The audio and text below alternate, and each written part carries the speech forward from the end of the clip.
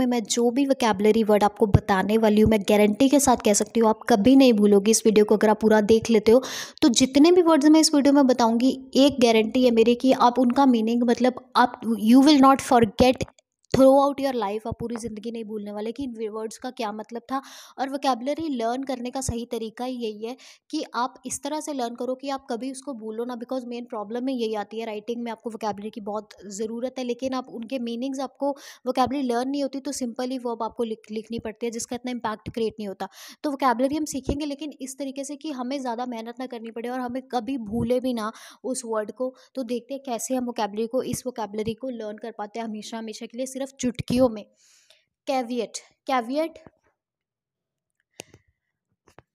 Lion है एक, केव में एक लॉइन है जो आपको खा जाएगा। तो आपको कोई वार्निंग दे रहा है कि वार्निंग, उस केव के ऊपर, केव मीन्स गुफा होती है, तो उस गुफा के ऊपर एक मतलब बोर्ड लगा हुआ है वार्निंग, आप अंदर मत जाओ वरना लॉइन आपको खा जाएगा। कैविएट का क्या मतलब होता है, स्टोरी से पता चल गया। Warning, sorry for that, it might not be visible. Warning, I'm saying it loud.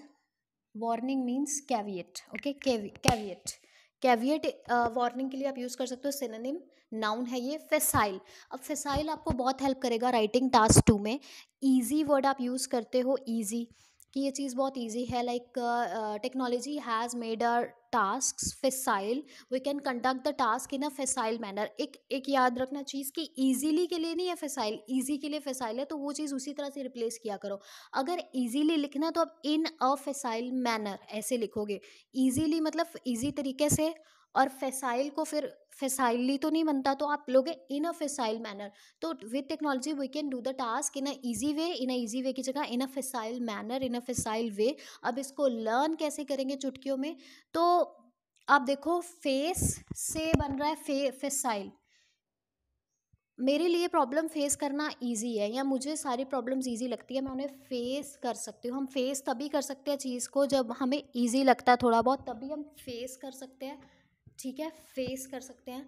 तो फेसाइल का मतलब क्या हो गया, ईजी, ईजी होगा तभी तो फेस करेंगे, ईजी के लिए। और ये एडजेक्टिव है, एडजेक्टिव का मतलब विशेषता बता रहा है ये, यानी किसी ना किसी चीज़ की विशेषता बताएगा सेंटेंस के अंदर। फेसाइल है ये चीज़, ईजी है।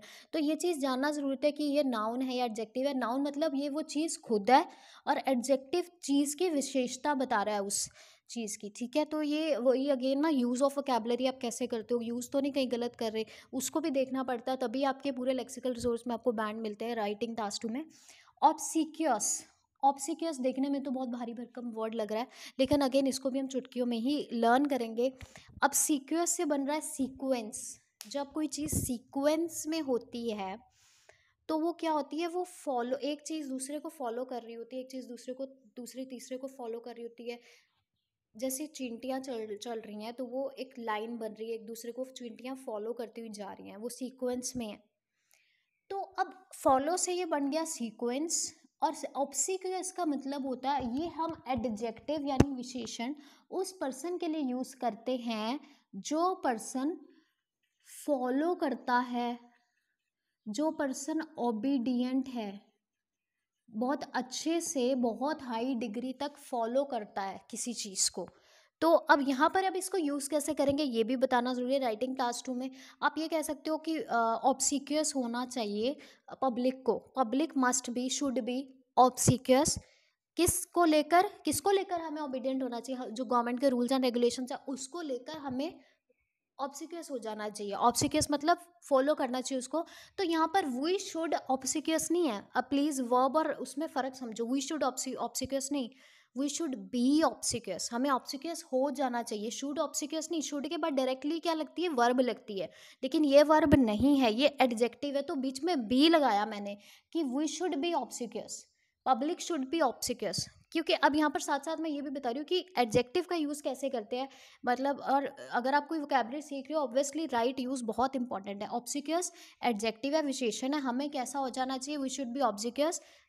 रूल्स को लेकर इसको कैसे लिखेंगे, with regard to the rules and regulations of the government, with regard to the rules and regulations of the government. अब ये बच्चों के लिए भी फ्रेज यूज़ कर सकते हैं, ऑब्सिक्यूअस मतलब ये वर्ड यूज़ कर सकते हैं कि children are obsequious to the teacher, and that's why school में जो एटमॉस्फेयर है या स्कूल में होनी चाहिए लर्निंग, कोई इस तरह का क्वेश्चन आता है कि स्कूल में जो है सिखाई जानी चाहिए एक पर्टिकुलर लर्निंग या फिर पेरेंट्स को सिखानी चाहिए, तो हम ये कह सकते हैं कि जो बच्चे टीचर के सामने कुछ ज़्यादा ऑब्सिक्यस होते हैं, ओबीडियंट होते हैं।